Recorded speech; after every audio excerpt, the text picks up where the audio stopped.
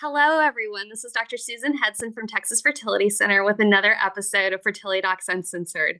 I'm here today with our co-host, Dr. Carrie Bedient from Fertility Center of Las Vegas, Hey. and Dr. Eblen from Nashville Fertility Center. Hey, everybody. And we are so honored to have Dr. Erica Bove, who is a reproductive endocrinologist at the University of Vermont and also the founder of Love and Science. And she is going to join us today to tell us about what she does and kind of talk about things like body image, relationships, those types of things, and how they affect fertility and fertility affects them. How are you doing, Erica? I'm great, thanks. How are you? Good, good. I'm so excited to have you here.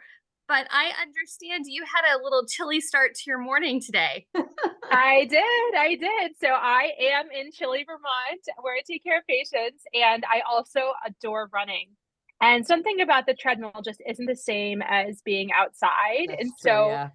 I got the idea that I would go for a 5-mile run, starting at the university and then going down the hill, along Lake Champlain, which is absolutely stunning, along the mountains, and then I would then do it out and back, turn around, and then go back up to the university, and then keep seeing patients. So it was kind of sort of Carrie is spur of the like moment dropping her decision. jaw.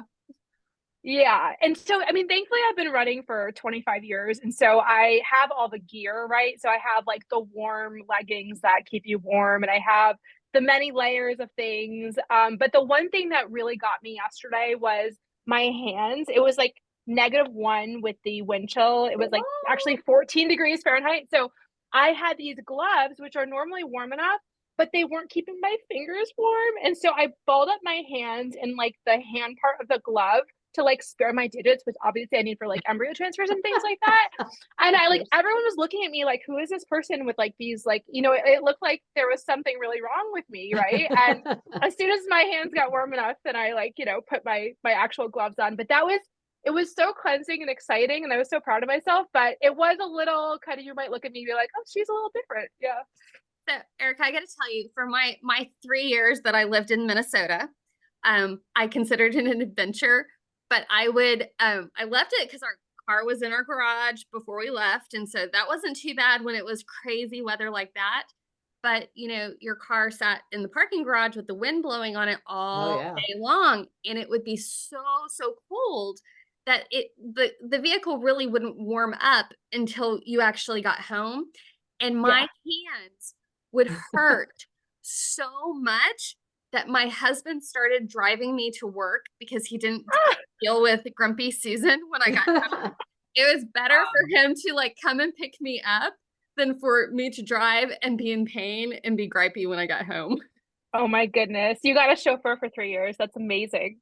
Pretty big gig. Oh man. I can't imagine running in that weather, even with the most layers. And I'm in Tennessee, and I used to be a runner, but even with a bunch of layers, in the wintertime I would do the treadmill. Oh, I'll send you guys a video later today. I took a video on the waterfront. It was so peaceful. But what's not captured in the video is how actually cold it really was. Yeah. It's pretty cold. I have to say the only time I've been to Vermont was for my interview for fellowship there, and it was beautiful, but it was like summer or early fall. It was fantastic. And I remember that kind of your pedestrian walkway where it has like all the shops and the cooking school and all those things. It was like out of a fairy tale, but you can keep your winters. Yeah. I actually interviewed for fellowship in Vermont, and I remember coming there from the University of Florida in Gainesville. And when I got there, I think you guys were having a really hot stint of like mid-70s, and everybody was just dying in Vermont. And I'm like, oh, this feels great. This is awesome. No humidity, and it's coolish. And it was like 90 with 100% humidity in Florida, Oh my gosh, that's amazing. That's so funny. Well, let's do a couple of questions today. All right, our first one is, I'm truly thankful for all the info y'all provide. I would be lost without you guys. Y'all are so sweet. I'm 44, husband is 42, already suggested donor eggs due to my age, proceeded with a cohort of 6 eggs and husband sperm. No PGTA due to donor's age of 28. Saline, genetic, sperm testing all normal. 4 fertilized, day 5 transfer, no embryos made it to blast. Best looked like to be a morula. Transferred, lining and all levels good. Checked remaining day 7, 1 made it to blast and was fair, quote, 1 BB grading. Transfer failed. We feel there's conflicting information about the quality. Not sure if we should bet on a 1 BB or start over with a new donor.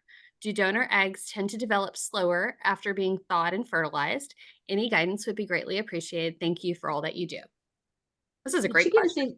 any information about her husband's sperm other than it was just normal? Is that all she said? All sperm testing normal. Okay. Well, one, I would say that just because you had a young donor doesn't mean you didn't have a 50-50 chance of that embryo being abnormal. And so I think that's definitely something to consider. I don't know if I would pay for PGT with 1 remaining embryo. But going into that, knowing that there's a 50-50 chance for the last one and there's a 50-50 chance for this one. I mean, I think that there's probably a less than 50-50 chance if it's a 1 BB. I mean, that's Day 7, right? She said. and it's a day 7. Day 7, 7. yeah. Yes. Like, I think it's probably considerably Well, I less was saying 50-50 whether it's genetically normal. Oh, yeah. The other thing that she asked about, do embryos take longer to form out of frozen eggs? The answer is generally yeah. I mean, we find that it takes an extra day beyond what we would anticipate with using fresh eggs to get good embryos. And so when we have somebody who's going straight into a transfer, like no PGT, thaw the eggs, create the embryos, we say, okay, we're going to schedule you for a day 5, but you need to know there is a very high likelihood that it's not going to happen until day 6. Don't worry about it. That's very common. And so we give people a heads up, but I don't know that I would push really hard for this 1 BB. I think it probably makes sense to try and get more embryos so that you've got that 1 BB as a backup if you need. But if you're only wanting 1 child, I don't think I would spend, $20,000 in a whole nother cohort because there's a chance. Yeah. I mean, but if you want more than 1 child and you have the opportunity to do another cohort, I think it makes sense. Yeah. Yeah, I wonder why they had kind of slow growth. I think if it were me personally, unless I really, really like the donor a lot, I probably would pick another donor. I mean, it's hard to know if it's egg related or sperm related. You typically think that donor eggs do a little bit better than that as a general rule. So I would consider maybe using a different donor next time as well. It's always hard to find out when you're using a lot of frozen eggs, whether or not this is from the donor or is it from just that particular lot. Right. I just got a report on patients who are using donor eggs, and it looks like that particular cycle, when we got the photos of the eggs, didn't look good at all. But she's a donor who's been through other cases and has done great. And so, it's just that particular lot of eggs that kind of sucks. Well, and one other thing too, I think we noticed there's at least one bank that we get eggs from, and they're not real good. They usually don't have very good development from that particular egg bank, and I don't know what it is, but not everybody freezes the same, and not everybody has good of a success rate. Yeah, with egg freezing. Much harder than embryo freezing. And some banks have guarantee programs too, where they guarantee a good blastocyst, and some don't. So I would look into what that is for the actual agency that they went through. Yeah. Another thing to think about is also how much your lab does with frozen donor eggs, and specifically eggs from that egg bank. So all egg banks have certain policies and procedures as to how things happen. And if you maybe chose eggs from an egg bank that they don't use on a regular basis, they may not have as great of a level of expertise in warming those eggs as compared to eggs that they deal with on a regular basis too. All right, let's do one more. Okay, so hi there. I'm hoping for your expert advice. I just turned 39. My fiance is going to be 40 this summer. We have been trying to conceive for 6 months and recently had some testing. My ovarian reserve is good, 25 follicles, AMH 2.0. Transvaginal ultrasound showed everything looking healthy. The only thing was my blood work was that my TSH was 3.45. So my doctor put me on 25 milligrams, it should be micrograms, of levothyroxine a few weeks ago. Semen analysis was normal. My doctor is saying, given our age, we should go straight to IVF. Do you agree? Is it worth trying naturally longer or IUI? Thanks so much. I assume they've probably already been trying for a year though, or they wouldn't be there, right? I Well, think she said 6 months. 6 months. Okay. 6 months and she's 39. Yeah. I mean, it depends on your goals. You know, like we've said before, if you really want to get pregnant at 39, statistically, you have a pretty high probability of having genetically abnormal eggs. And so time is not on your side. I mean, if you were 29, I might say, yeah, try a little bit longer. But at 39, I think if you really want to be pregnant, the quickest route to pregnancy and the most successful route is IVF. And I think that I would lean toward that sooner rather than later. I mean, Mhm. probably wouldn't hurt to do something for 1 or 2 months, but I wouldn't tarry. I'd go pretty quickly to IVF. Yeah, I think I would agree with all of that. Family planning makes a huge difference. Your tolerance for negative pregnancy tests, your tolerance for perhaps not getting the result that you want, that's very different from patient to patient. So a lot of it depends on what you want to do. I mean, when we're faced with the decision of, okay, you have one chance, the answer is almost always going to be IVF first because your success rates are going to be higher. So it just kind of depends on where you are in all of this and what you're thinking and how aggressive you want to be from the get-go. Again, if you want to have one kiddo versus 2 or 3, that's a whole different ballgame. Mm-hmm. Yes. All right. Well, let's kind of get literally to the heart of the matter today. So, Erica, why don't you kind of introduce yourself? Tell us a little bit about your background and how you ended up doing what you do now. Sure. So my name is Dr. Erica Bove, and I'm a fertility specialist at the University of Vermont. And I also recently founded this fertility coaching practice called Love and Science Thriving Through Infertility.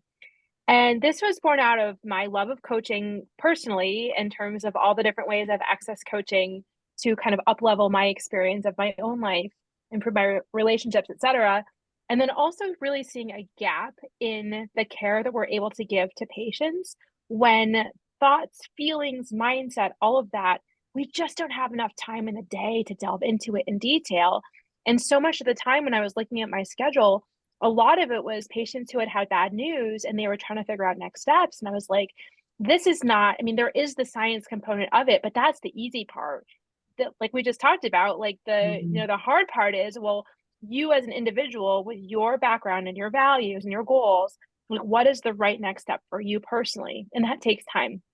So that's why I decided to combine my two loves, which are coaching and fertility medicine, and create this space for women professionals who are undergoing infertility treatment, who really just need some extra support. They want some community to really help them through the journey.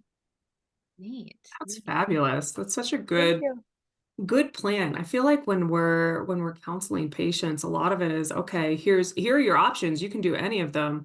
And the right one is always which one is most appropriate for you as a human being or you as a couple, rather than what is the, quote unquote, scientifically right thing to do. That's So right. Erica, how do you do that logistically? Because, in our office, when we see patients, obviously we do some of that, but you're right, we're limited by time and we can't delve into that. So is that like a separate thing that you do on the side, or is that something that you do part of your practice, or how does that work? Yeah.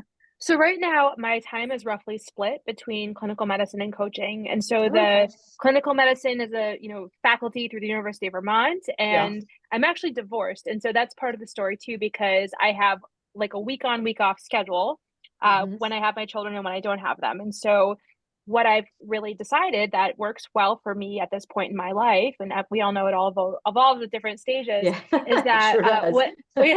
when I don't have my children, I pour myself into clinical medicine, and I actually live in New York, and I come to Vermont and work for a week at a time, and I Wow. teach the fellows, and I take care of patients, and I do all that academic stuff, and then I travel back to New York and spend a week with my children and really delve into the coaching world. And as I was saying to Susan when we talked before, it's not always that black and white. Like sometimes I write finish patient notes, and sometimes I coach at night after I'm done with a clinical day too. But that's kind of roughly how I divide my time. And I really thought hard about whether I would combine the two, whether I would Yeah. carve out a nested coaching program within my faculty appointment. But I Yeah. think that it just made a lot more sense to keep them separate, so that, and plus, I can now take care of people from a coaching standpoint in all 50 states, whereas I only have a couple of medical licenses, and that would really restrict the access for people who that's true. would want these services. So I have coaching insurance instead of malpractice. And these sessions are all virtual. They're very accessible. I try to find times when, Friday nights are our support group, so people are generally free then. And it works really well. I even have a client in Bali, which is super fascinating because she's a pathologist who lives in Bali. And so it's always Friday night for us and Saturday morning for her. It's just like super interesting. That is crazy. That is great. It's great. What are the most common questions and issues that your patients or your clients are bringing to you? That's a great question. I think a lot of it is the feelings. And so, we delve a lot in the hopelessness, the despair, the feeling that life has gotten so narrow and small. I have a lot of patients with a lot of fear around, I guess I should say clients in this context, clients with a lot of fear about their upcoming next steps. Like say it's an embryo transfer and the last couple ones haven't worked. And that's all they can think about. They wake up at 4 o'clock in the morning with their heart racing, and that's just consuming all their thoughts. And so it's really a lot of that is helping my clients with how to let go of the outcome, how to have authentic hope, which is one of my pillars, and then let go of the outcome to really align themselves with the best possible outcome. So explain your pillars to us. That's interesting. Oh, yeah. So compassion is one of them, right? Evidence-based is one of them. Self-compassion, right? Self-compassion. Self-compassion, absolutely. Mindful self-compassion. We do a lot with Kristen Neff's literature, which is, I'm not sure if you're familiar with that, but it's absolutely fantastic. She's a PhD psychologist who's done a lot. And it's interesting how a lot of her pillars of self-compassion, which are, self-kindness and mindfulness and also common humanity, infertility is so darn isolating, right? And when we can say like anybody in my situation would feel this way, I think it's a lot less, terrifying. So definitely compassion and evidence-based, and authentic hope. We really delve into, what is authentic about your particular situation. We are not frou-frou false hope kind of people. We are like, oh, you are 26 years old. That is a reason that, we can hang our shingle on that. You've had a kid before. You have 8 euploid embryos in cryopreservation, whatever it is. There's a lot going for you. Yeah. Because I think we lose sight of that. Like our patients lose sight of that. I think that's really common. Yeah. Because sometimes you do see people that have like 4 embryos that are frozen and they're just devastated, and rightfully so when it doesn't work. But you're like, but you've got 4 great embryos. The chances of not getting pregnant with those 4 great embryos is really low. So it's good to have somebody to kind of put that in perspective to them. That's exactly it. It's like a change of perspective. And we always start our meetings with the wins, like what good thing happened this week, right? Whether it's a mindset shift or, maybe somebody got fertility coverage and they didn't think they'd have it, like whatever it is, we like start on that note.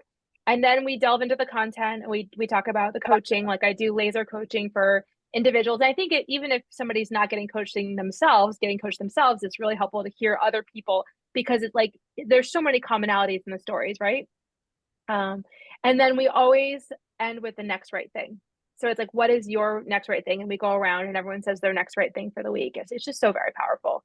But my 3 real true pillars are empowerment, evidence-based, and compassion. And then within that is holding on to authentic hope. That's wonderful. That's wonderful. How do you see that struggling with fertility affects different people's images of themselves, whether it's emotional or physical? How does that play into the whole process? Yeah, that's such a great question. And I think nobody leaves the infertility experience unscathed. I think it's a very, even if you pop in, get your evaluation, you're pregnant a couple cycles later. I mean, we know that our patients with infertility have similar anxiety and depression rates to patients with cancer. And that's we just know it takes such a toll on us emotionally and physically. And so I think in terms of, the body image, I think that's something that we don't talk about enough. There's this like mind body dualism, like the body is a machine. And what I hear from a lot of my patients is like, I feel like I have one focus. And that's to get pregnant. And if it doesn't work, I'm a failure. Right. And I always say, like, let's take that word out of the vocabulary, because if anything, our science has failed you It's not that you're a failure, right? Mm-hmm. But it's like people feel like their body is their enemy and not their friend. Yeah. And so part of what I do is I bring awareness to that, you know, in terms of like, let's figure out how to work with the body and use our science to augment whatever we need to.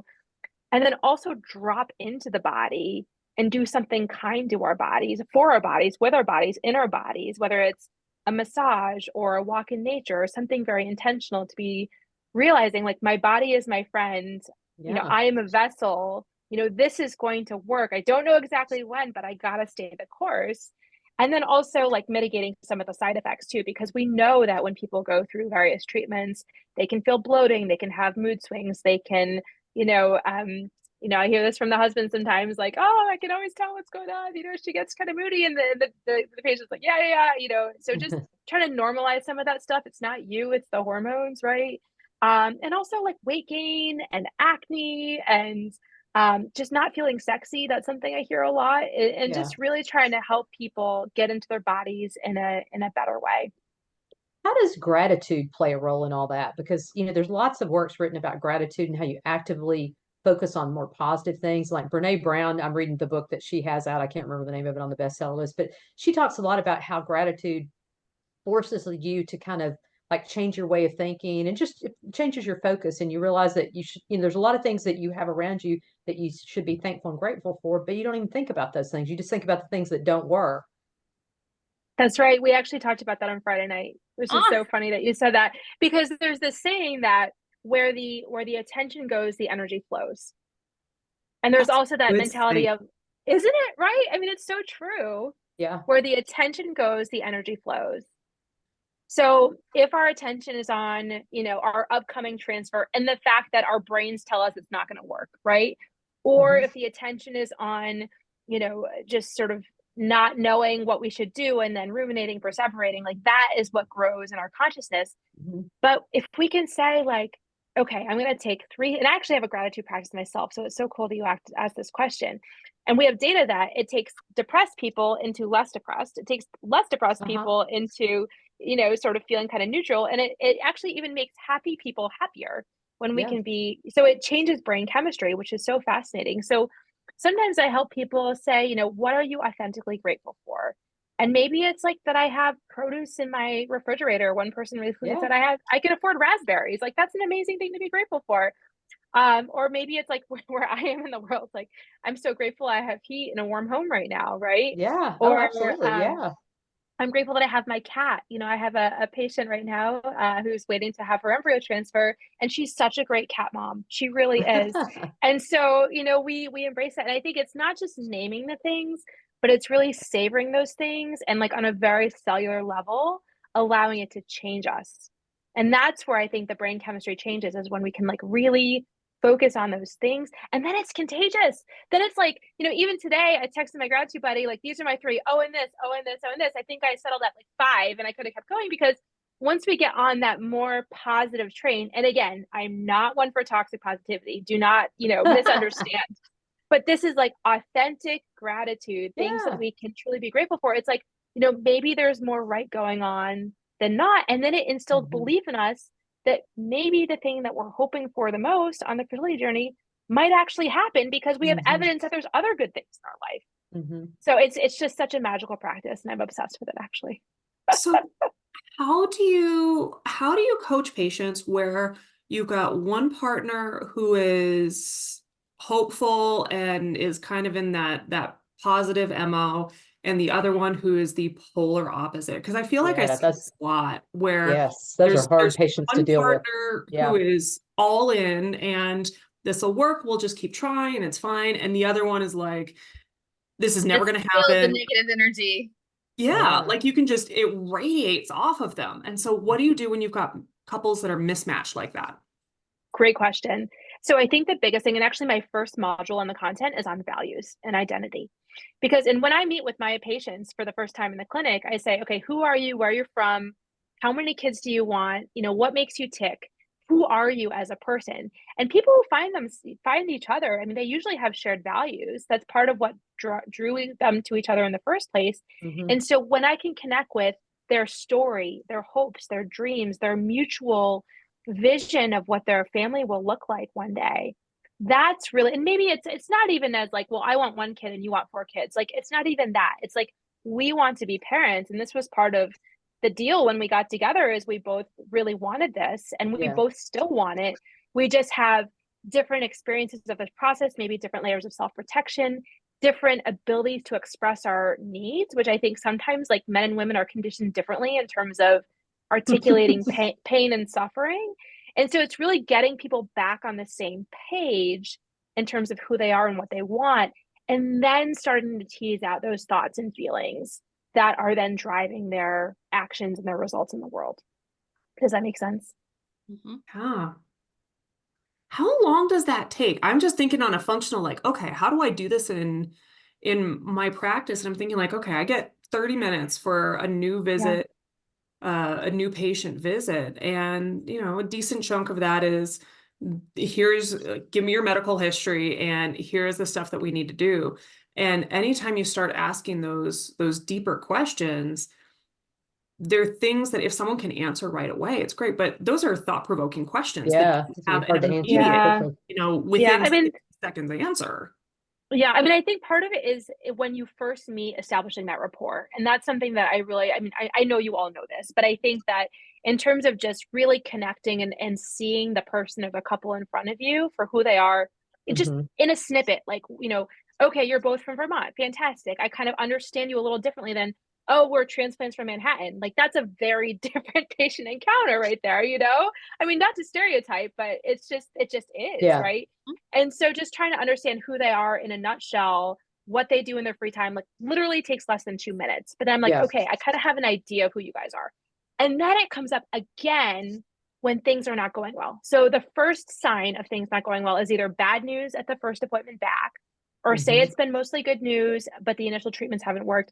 That's when those values-based questions really start to come up. And that's when people being on different pages and conflict really starts to come up. And this is one reason I love seeing couples, is because I think the body language is so telling. Like, we all know when people are like turn towards each other, they're leaning like on top forward, of each other, like holding hands. One person starts to cry, the other one offers them a tissue. Like, those are all really encouraging signs. But there are times when people are like truly facing in opposite directions and their backs to each other, or their like arms are crossed. And it's like reading that body language and understanding, okay, what is behind that? Is it fear that this isn't going to work? Is this, what is going on? Maybe it's even another family member that's putting pressure on the whole situation. We just don't know until we ask those questions. And so that's when I find it makes sense to explore that more. And if I get to the end of the appointment, because I'm not going to spend time that I don't have, but if I get to the end of the appointment, I'm like, oh, I think we actually need to talk about this in more detail. Why don't we set up a 30-minute appointment that is just to tease out this is the information I want you guys to talk about it, among yourselves. So I give them homework to do. And then we come back and I'm like, okay, so now we're going to talk about mindset and values and goals. And like within that framework, what's the right thing for you guys? And so that's how I do it. Sometimes I have, and thankfully we can bill based on time in the medical, office. In coaching, I have all the time I need, right? So that's a really nice thing. But in terms of the medical, office, that's what I'd recommend, to just like give them homework, and then come back and really just say, this is a talking appointment about sort of how we can move forward. What do you find when people are dealing with fertility challenges outside of kind of their partner relationship? What are some of your best ways of dealing with either people who don't understand or people who completely disagree with what they're doing when they're seeking fertility care? Oh, that's a great question. So I think, loving flexible boundaries is another one of our content pillars that we talk about at Love and Science. And so I think it really depends on the relationship. Sometimes we actually have to put real limits on our interactions with another person if we're going through something and they're not supportive of what we're trying to do. And it's just like, I think of Glennon Doyle, who I adore. On her podcast, she talks about like, this is our island. And these are the people we're inviting onto our island during this hard point in our lives. And, you just might not get an invitation if you're not supportive. Like, unless you can be fully supportive of this endeavor, you're going to stay on your own side of the water, right? I But love if you, but you need to stay on your island. That's Yeah. right. That's right. And then like, if you show your support and wholeheartedly, can get on board with this, like maybe we'll put down the drawbridge. Maybe you can row your boat, but then you might have an invitation. But it's a very like protective thing, right? Because we only have so many resources emotionally, and sort of dealing with a person who's not being supportive and can't be supportive, we might have to distance ourselves or put real limits on those conversations, which is sad.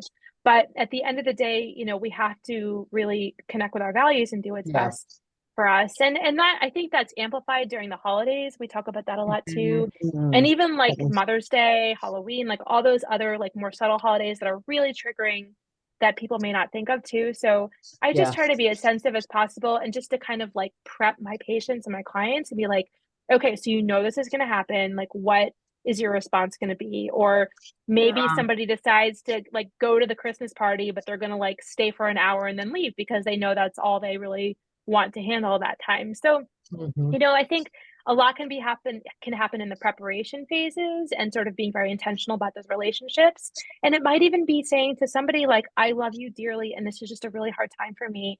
And so, I hope that you respect my need for space right now. And so in that way, being very loving about it, but also figuring out what we need and moving forward in that direction. How can you help patients kind of figure out how much to disclose to find those people for the island? Because, this is obviously a really stressful time. People sometimes are really embarrassed. They want to keep it under wraps. But, I do think there's benefit in sharing with the right people. But the problem is trying to figure out who those right people are. What are some ways that people can kind of figure out, who really can be trusted and who can't with their Yeah, that's a information? great question. I mean, I think of it like the toe in the water. So maybe if somebody says, "Oh, you guys got married, a year ago, when are the babies going to come?" That's like a common question. Yeah. Some people say, "Oh, we're working on it," or other people might say, it's been taking a little longer than we expected. And so, can you pray for us, or can you, Yeah, just that's put a some good good one. That's energy into great. the universe? Yeah. And then that almost like that shares a little bit vulnerably, but not like, "Oh, we've done 3 IVF cycles." It's not like, Yeah. and then based on that response, then, somebody can then, kind of figure out if they want to share more, if that's the right time or place. And I also think that we need to help our patients be very clear, because sometimes once a patient or a client will say to a family member, "Oh, I'm going through this," people don't know what to say, and then they don't ask about They don't it. say anything. Yeah. So I try, if there is that bridge that's been established that people know, I actually tell my patients and clients to preempt that by saying, "Hey, I know I'm going to see you at the holiday party. Like, I'd really rather not just discuss the fertility stuff right now, if that's okay with you. Or like, I just want you to know it's okay to ask me about this. Like, I really could use some extra support. And I think you're one of the only people who might understand." So it's, I think it's really interesting to think about those things. Erica, you had mentioned that you really specialize in professional women and female physicians and kind of that arena.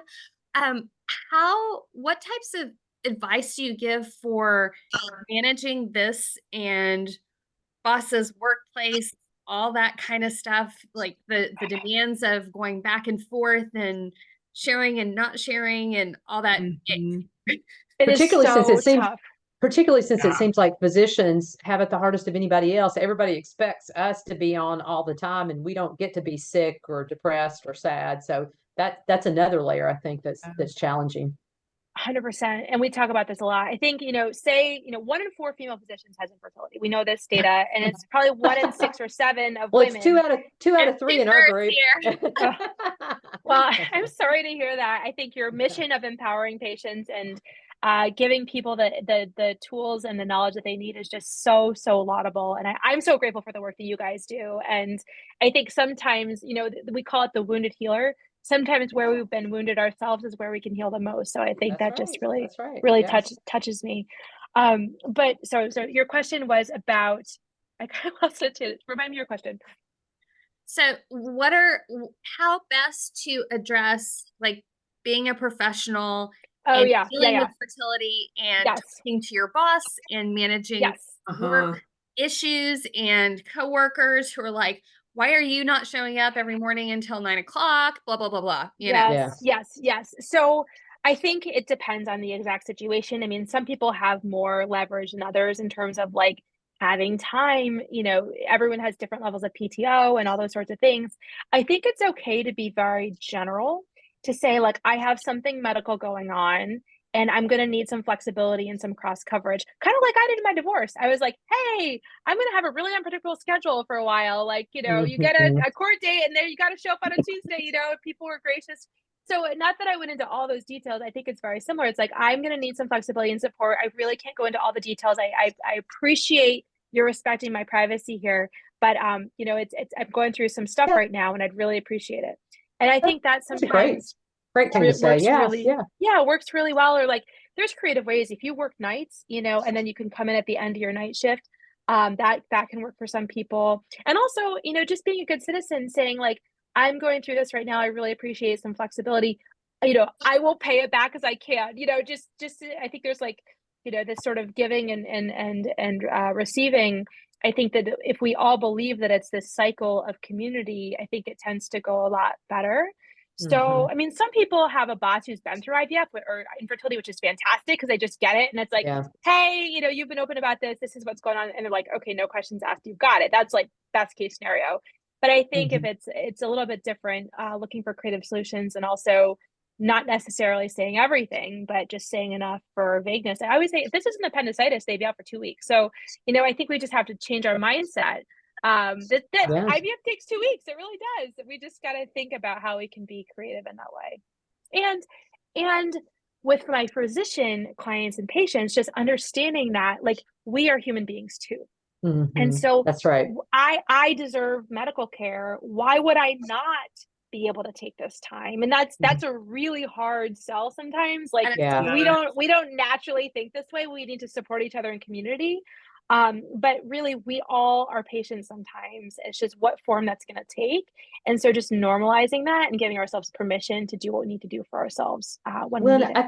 I think the other layer of that too is a lot of people that go through fertility treatment, and I was in the same situation, are really early in their career. And even though you may be in your early to mid 30s, you're early in your career. You're still the low man on the totem pole, and you could still potentially be a resident or a fellow. And so it's really hard to go through that when you're the low person on the totem pole and everybody else is more senior. But I think as you get older, you realize, kind of like what you said, I mean, I'm entitled to take time off too. I'm entitled to have medical illness, and and you really just need to be brave enough to say, look, I need this time, and I'm sorry it's happening now, and I'm sorry it's affecting your call schedule, but I'm sorry, I got to do it. Yeah, that's exactly it. Well, Erica, any last thoughts for our listeners today? Oh my goodness. So I know we talked about maybe talking about relationships and sexual health. That's a whole other conversation. And so if you ever wanted to have me back, we could delve into that too, because I think that whole sexual health, obligatory, functional, timed intercourse is like my least favorite expression ever. So I'd love to go into that at some other point, but I think just know that you're not alone. And, if you're listening to this podcast and you just feel like nobody else gets it, that is just, it's not true. And I think listening to this podcast is very validating in that way. And I think getting real answers is so helpful. And various communities exist. We don't heal just individually, we heal collectively. And so whether it's a local support group or whether it's, going to my website and seeing what our support group's about, with me, find your people, because I think sometimes in relationships, especially, we get in trouble when we expect one other person to meet all of our needs. So maybe it's like our spouse or our best friend, and it sometimes it just feels like too much. But the more we can cultivate our tribe of people who really understand and kind of spread the wealth, so to speak, I think not only do we feel more supported, but then we actually figure out how to take care of ourselves too, and then pay it forward and give to other people. And it makes everything better all the way around. So I would say, find your community, find your people. It reduces the shame. And when we can all connect with each other, that's when the real healing happens. That's amazing. That's beautiful thought. And if anyone is wanting to contact Dr. Erica Bove, her website is loveandsciencefertility.com, and you can go there and there's links to make consultations and appointments and learn a little bit more about what she does on a daily basis. So to our audience, thank you for listening, and be sure to tune in next week for more. Also, be sure to subscribe and leave us a review in Apple Podcasts. If you've subscribed before, make sure you're still subscribing, because Apple does all kinds of fun things nowadays. Would love to hear from you. We're also on Instagram, Facebook, and YouTube, so be sure to follow and subscribe and stay updated on all things fertility. You can also visit us on fertilitydocs.uncensored.com to submit specific questions. All questions will be answered on our podcast anonymously for the Ask the Docs segment. Leave us some ideas for shows. We'd really love to hear from you. As always, this podcast is intended for entertainment and is not a substitute for medical advice from your own physician. All right, we'll talk to you soon. Bye. Bye. Bye.